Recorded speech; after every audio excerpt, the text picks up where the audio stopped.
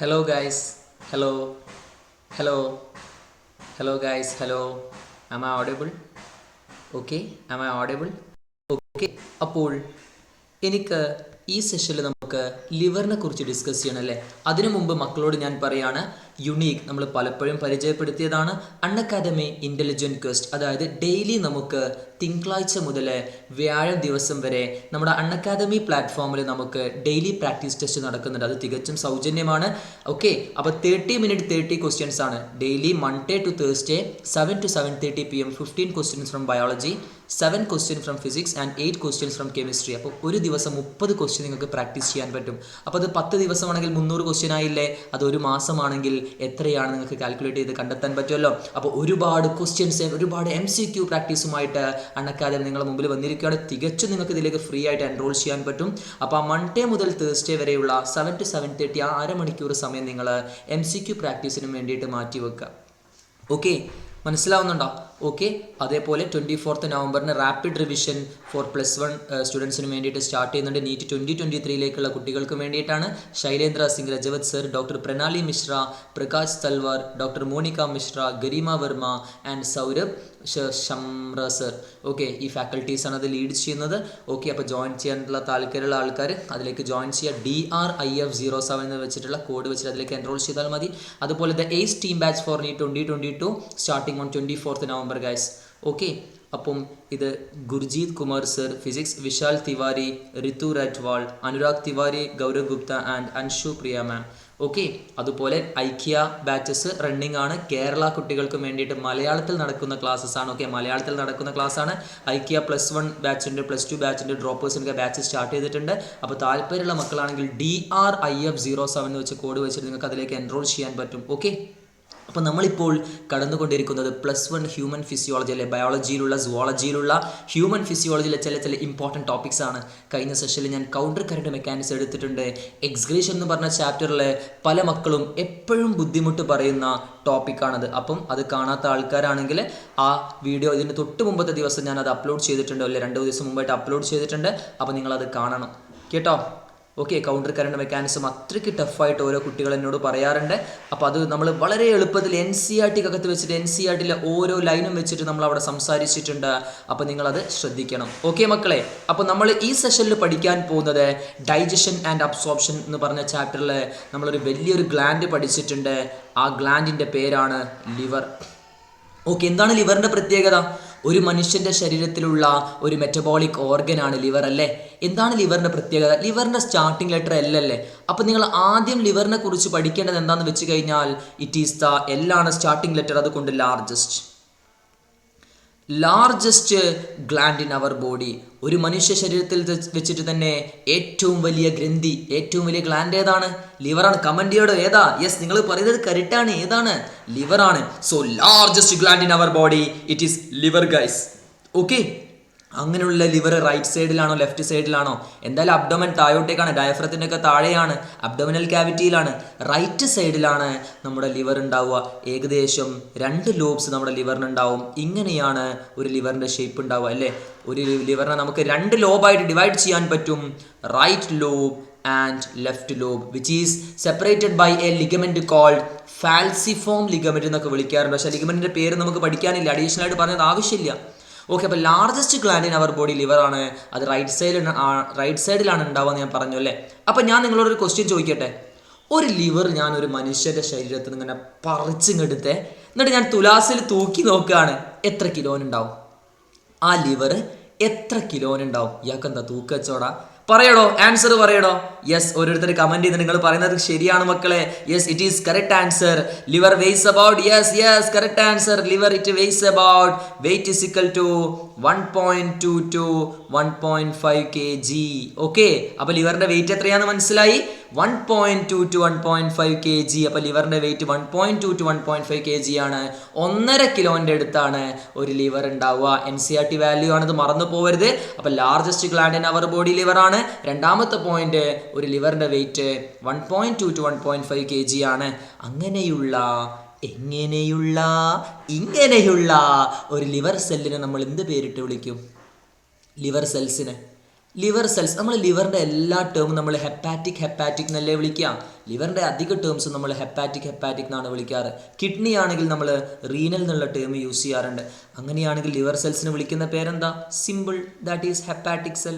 Simple അല്ലേ, powerful അല്ലേ? Yes, നിങ്ങൾ പറഞ്ഞത് കറക്റ്റാണ്. ഹെപ്പറ്റോസൈറ്റ് അല്ലെങ്കിൽ ഹെപ്പാറ്റിക് സെൽസ്.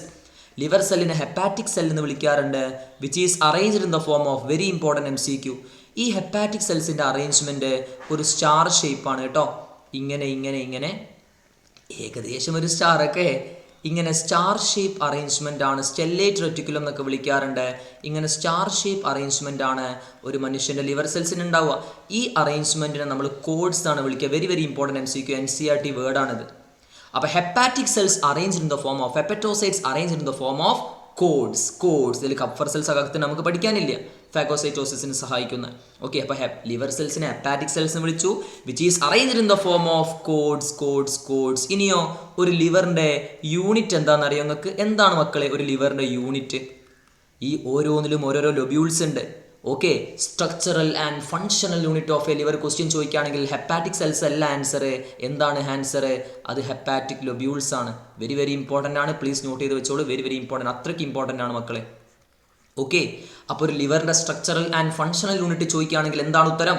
ഹെപ്പാറ്റിക് ലൊബ്യൂൾസ് ആണ്. ഹെപ്പാറ്റിക് ലൊബ്യൂൾ സ്ട്രക്ചറൽ ആൻഡ് ഫങ്ഷണൽ അല്ലെങ്കിൽ physiological unit of A liver question ചോദിക്കുകയാണെങ്കിൽ യെസ്, റൈറ്റ് ആൻസർ ഹെപ്പാറ്റിക് ലൊബ്യൂൾ. അങ്ങനെയുള്ള ഈ ഹെപ്പാറ്റിക് ലൊബ്യൂൾ, ഇതൊരു ഹെപ്പാറ്റിക് ലൊബ്യൂൾ ആണെന്ന് വിചാരിക്കുക. ഈ ഹെപ്പാറ്റിക് ലൊബ്യൂളിനെ കവർ ചെയ്തിട്ടൊരു thin connective tissue sheath layer, തിക്കല്ല തിക്കായിട്ടൊക്കെ സ്റ്റേറ്റ്മെൻറ്റ് ചോദിക്കുക, ശ്രദ്ധിക്കണം. ഒരു thin connective tissue sheath layer ഉണ്ട്. ഹെപ്പാറ്റിക് ലൊബ്യൂൾസിനെ കവർ ചെയ്തിട്ടൊരു thin connective tissue sheath layer ഉണ്ട്. അതിനെ വിളിക്കുന്ന പേരാണ്, ആ തിൻ കണക്റ്റീവ് ടിഷ്യൂ ഷീത്ത് ലെയറിനെ വിളിക്കുന്ന പേരാണ് എന്ത്? കമൻറ്റ് ചെയ്യൂ. യെസ് ഗായ്സ്, നല്ല കുട്ടികളാണ്, പറയുന്നത് ശരിയാണ്. ആ തിൻ കണക്റ്റീവ് ടിഷ്യൂ ഷീത്ത് ലെയറിനെ വിളിക്കുന്ന പേരാണ് ഗ്ലിസൻസ് കാപ്സ്യൂൾ. ഓക്കെ, അപ്പോൾ ഒന്നും കൂടി പറയാണ്, ലാർജസ്റ്റ് ഗ്ലാൻഡ് ഇൻ അവർ ബോഡിയാണ്. അതിൻ്റെ വെയിറ്റ് 1.2 to 1.5 kg ആണ്. ലിവർ സെൽസിനെ ഹെപ്പാറ്റിക് സെൽസ് വിളിച്ചു, which is arranged in the form of cords. ലിവറിൻ്റെ യൂണിറ്റ് ഹെപ്പാറ്റിക് ലൊബ്യൂൾസ് ആണ്, which is covered by a thin connective tissue sheath layer called Glisson's capsule. അടുത്തത് നമുക്ക് പഠിക്കേണ്ടത് ലിവറിൻ്റെ സെക്രീഷൻ എന്താണെന്ന്. ലിവറിൻ്റെ സെക്രീഷൻ എന്ത് ജ്യൂസാ? പൈനാപ്പിൾ ജ്യൂസാ? ചെല്ലടിക്കുക. ലിവറിൻ്റെ സെക്രീഷൻ ബൈ ജ്യൂസ് ആണല്ലേ, not by juice, bile juice. ലിവറിൻ്റെ സെക്രീഷൻ ഏത് ജ്യൂസാണ്? ബൈൽ ജ്യൂസ് ആണ് ലിവറിൻ്റെ സെക്രീഷൻ. ഈ ബൈൽ ജ്യൂസ് എവിടെ സ്റ്റോർ ചെയ്യാറുണ്ട്? അതൊക്കെ നമ്മൾ പഠിച്ചതാ. ഈ ബൈൽ ജ്യൂസ് നമ്മൾ ഗോൾ ബ്ലാഡറിൽ സ്റ്റോർ ചെയ്യാറുണ്ട്. ഓക്കെ, അപ്പോൾ ലിവറിൻ്റെ സെക്രീഷൻ ബൈൽ ജ്യൂസ് ആണ്. ഈ ബൈൽ ജ്യൂസ് നമ്മൾ ഗോൾ ബ്ലാഡറിൽ സ്റ്റോർ ചെയ്യപ്പെടാറുണ്ട്. അപ്പോൾ ഞാനൊരു ക്വസ്റ്റ്യൻ ചോദിക്കട്ടെ മക്കളോട്, നിങ്ങൾ ആൻസർ ചെയ്യും. ഓക്കെ, അങ്ങനെയാണെങ്കിൽ ഗോൾ ബ്ലാഡറിൻ്റെ ലൊക്കേഷൻ എവിടെ? നമുക്ക് പഠിക്കാനില്ല, എന്നാലും അറിഞ്ഞിരിക്കുക. റൈറ്റ് ലോബിലാണോ ലെഫ്റ്റ് ലോബിലാണോ ഗോൾ ബ്ലാഡറിൻ്റെ ലൊക്കേഷൻ? റൈറ്റ് ലോബിലാണോ ലെഫ്റ്റ് ലോബിലാണോ? ഈ റൈറ്റ് ലോബിലാണ് നമ്മുടെ പിത്താശയം എന്ന് മലയാളത്തിൽ പറയാറുണ്ട്. ആ ഗോൾ ബ്ലാഡർ ഉണ്ടാവുക റൈറ്റ് ലോബിലാണ് ഉണ്ടാവുക. ഓക്കെ, അപ്പം ലിവറിൻ്റെ സെക്രീഷൻ ബൈൽ ജ്യൂസ് ആണ്, ഗോൾ ബ്ലാഡറിൽ സ്റ്റോർ ചെയ്യുന്നുണ്ട്. അപ്പോൾ രണ്ടുപേർക്കും ഡക്റ്റ് ഉണ്ടാവില്ലേ? ഡൈജസ്റ്റീവ് ഗ്ലാൻഡ്സിനൊക്കെ ഡക്റ്റ് ഉണ്ടല്ലോ, ശരിയല്ലേ? അപ്പോൾ ഞാനത് അടുത്ത പേജിൽ എഴുതാണ് കേട്ടോ. അപ്പോൾ രണ്ട് പേർക്കും ഡക്റ്റ് ഉണ്ട്. ആർക്കൊക്കെയാണ് ഡക്റ്റ് ഉള്ളത്? ലിവറിനും ഡക്റ്റ് ഉണ്ട്. ഓക്കെ, ആർക്കൊക്കെയാണ്? ലിവറിനും ഡക്റ്റ് ഉണ്ട്. അതേപോലെ ഗോൾ ബ്ലാഡറിനും ഡക്റ്റ് ഉണ്ട്, ശരിയല്ലേ? ലിവറിൻ്റെ ഡക്റ്റ് നമ്മൾ എന്താ വിളിക്കുക? ലിവറിനെല്ലാം ഹെപ്പാറ്റിക് എന്നല്ലേ പഠിപ്പിച്ചേ. അപ്പോൾ ലിവറിൻ്റെ ഡക്റ്റിന് നമുക്ക് ഹെപ്പാറ്റിക് ഡക്റ്റ് എന്ന് വിളിക്കാൻ പറ്റും. ലിവറിൻ്റെ ഡക്റ്റിന് നമുക്ക് എന്ത് പേരിട്ട് വിളിക്കാം? ഹെപ്പാറ്റിക് ഡക്റ്റ് എന്ന് പേരിട്ട് വിളിക്കാൻ പറ്റും. അങ്ങനെയാണെങ്കിൽ ഞാൻ അടുത്ത ക്വസ്റ്റ്യൻ ചോദിക്കട്ടെ, ഗോൾ ബ്ലാഡറിൻ്റെ ഡക്റ്റിൻ്റെ പേരെന്താ? Please comment. എന്താണ് മക്കളെ ഗോൾ ബ്ലാഡറിൻ്റെ ഡക്റ്റിന് വിളിക്കുക? ഗോൾ ബ്ലാഡറിനെ നമ്മൾ കോളിസിസ്റ്റ് എന്നൊക്കെ വിളിക്കാറുണ്ട്. അതുകൊണ്ട് ഗോൾ ബ്ലാഡറിൻ്റെ ഡക്റ്റിനെ നമ്മൾ സിസ്റ്റിക് ഡക്റ്റ് എന്നാണ് വിളിക്കുക കേട്ടോ, cystic duct. Okay, gall bladder ഇതാണെങ്കിൽ അതിൽ ഡക്റ്റ് ഇങ്ങനെ സ്പൈറൽ ഷേപ്പാണ്, ഇങ്ങനെ വളഞ്ഞു പൊളഞ്ഞാണ് ഡക്റ്റ് ഉണ്ടാവുക ഗോൾ ബ്ലാഡറിൻ്റെ. ഓക്കെ, അങ്ങനെയുള്ള ഈ ഹെപ്പാറ്റിക് ഡക്റ്റും സിസ്റ്റിക് ഡക്റ്റും കൂടി ചേരുന്നുണ്ട്. Very important MCQ. ഹെപ്പാറ്റിക് ഡക്റ്റും സിസ്റ്റിക് ഡക്റ്റും കൂടി ചേർന്നാൽ അവർക്ക് വിളിക്കുന്ന പേരാണ്, very important MCQ, that is common bile duct. Okay, ലിവറിൻ്റെ ഡക്റ്റിനെ നമ്മൾ ഹെപ്പാറ്റിക് ഡക്റ്റ് എന്നാണ് വിളിക്കുക. ഗോൾ ബ്ലാഡറിൻ്റെ ഡക്റ്റിനെ നമ്മൾ സിസ്റ്റിക് ഡക്റ്റ് എന്നാണ് വിളിക്കുക. അങ്ങനെയുള്ള ഹെപ്പാറ്റിക് ഡക്റ്റും സിസ്റ്റിക് ഡക്റ്റും കൂടി ചേർന്നാൽ കോമൺ ബൈൽ ഡക്റ്റ് ഫോം ചെയ്യും. അപ്പോൾ എന്താണ് കോമൺ ബൈൽ ഡക്റ്റ്? അപ്പോൾ നമുക്ക് ഇങ്ങനെ പറഞ്ഞൂടെ, common bile duct is equal to hepatic duct plus cystic duct എന്ന് പറഞ്ഞൂടെ? മനസ്സിലായോ? നോക്കിക്കേ, അപ്പോൾ രണ്ടുപേർക്കും ഡക്റ്റ് ഉണ്ട്, ലിവറിനും ഡക്റ്റ് ഉണ്ട്, ഗോൾ ബ്ലാഡർ ഇങ്ങനെ സ്പൈറൽ ഷേപ്പിലുള്ള ഡക്റ്റും ഉണ്ട്. ആ രണ്ട് ഡക്റ്റും കൂടി ചേർന്നാൽ എന്ത് ഫോം ചെയ്യും? ഒരു കോമൺ ബൈൽ ഡക്റ്റ് ഫോം ചെയ്യും. കോമൺ ബൈൽ ഡക്റ്റ് ഫോം ചെയ്യും. ഓക്കെ, അപ്പോൾ നമ്മൾ ലിവറിനെ കുറിച്ചിട്ടുള്ള കാര്യങ്ങൾ സംസാരിച്ചു. ഇനി ലിവറിൻ്റെ സെക്രീഷനായ ബൈൽ ജ്യൂസിനെ കുറിച്ചാണ് നമുക്ക് സംസാരിക്കേണ്ടത്. അപ്പോൾ ഒന്നും കൂടി നിങ്ങൾ നോക്കിക്കേ, ഈ പോയിന്റ്സ് ഒക്കെ വളരെ ഇമ്പോർട്ടൻ്റ് ആണ്, ഇതൊന്നും മറന്നു പോകരുത് കേട്ടോ. ലിവർ സെൽസിനെ ഹെപ്പാറ്റിക് സെൽസ് എന്ന് വിളിച്ചു, which is arranged in the form of cords. ലിവറിൻ്റെ സെക്രീഷൻ ബൈൽ ജ്യൂസ് ആണ്, അത് ഗോൾ ബ്ലാഡറിൽ സ്റ്റോർ ചെയ്യാറുണ്ട്. ഓക്കെ, അതുപോലെ ലിവറിൻ്റെ യൂണിറ്റ് ഹെപ്പാറ്റിക് ലോബ്യൂൾസ് ആണ്, which is covered by a thin connective tissue sheath layer called Glisson's capsule. അപ്പോൾ ലിവറിൻ്റെ ഡക്റ്റിനെ ഹെപ്പാറ്റിക് ഡക്റ്റ് എന്നും ഗോൾ ബ്ലാഡറിൻ്റെ ഡക്റ്റിനെ സിസ്റ്റിക് ഡക്റ്റ് എന്നും വിളിച്ചു. അവർ രണ്ടുപേരും കൂടി ചേർന്നാൽ കോമൺ ബൈൽ ഡക്റ്റ് ഫോം ചെയ്യും. അപ്പോൾ ലിവറിൻ്റെ സെക്രീഷൻ എന്ത് ജ്യൂസാന്ന് നിങ്ങൾ എന്നോട് പറഞ്ഞു?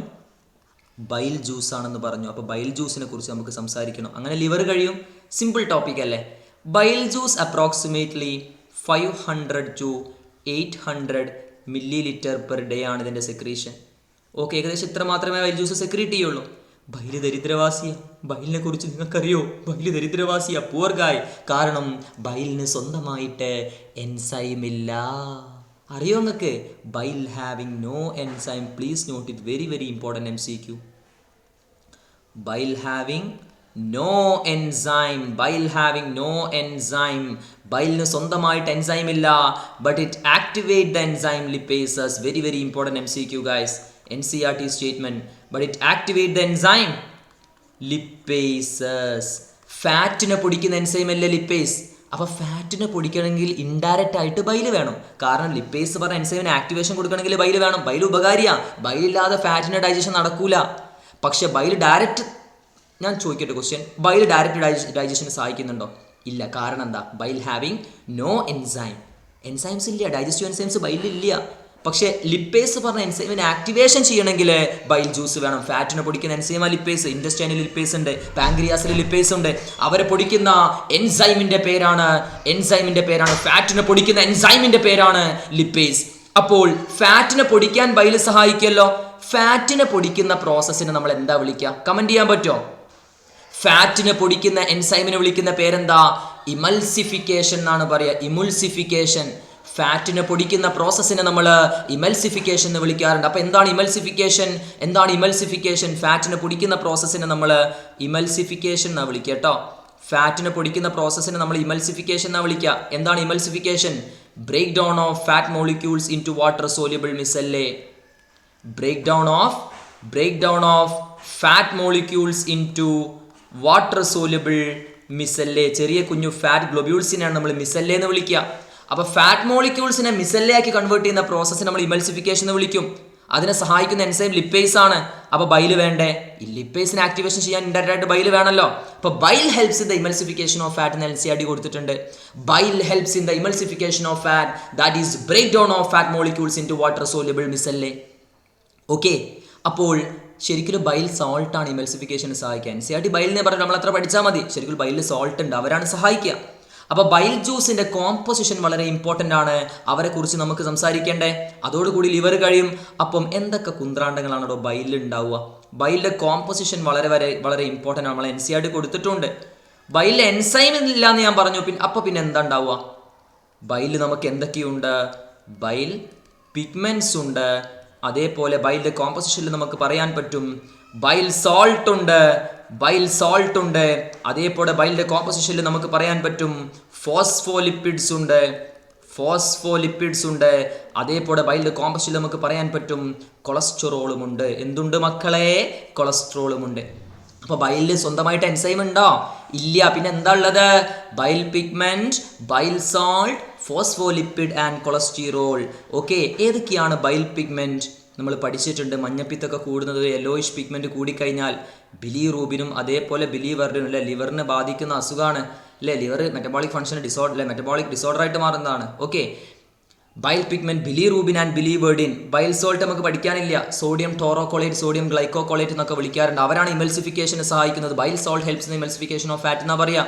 അപ്പോൾ ബൈലിന്റെ കോമ്പോസിഷൻ എന്താണ്? Bile having no enzyme. പിന്നെ എന്താണ് ബൈലിൽ ഉണ്ടാവുക?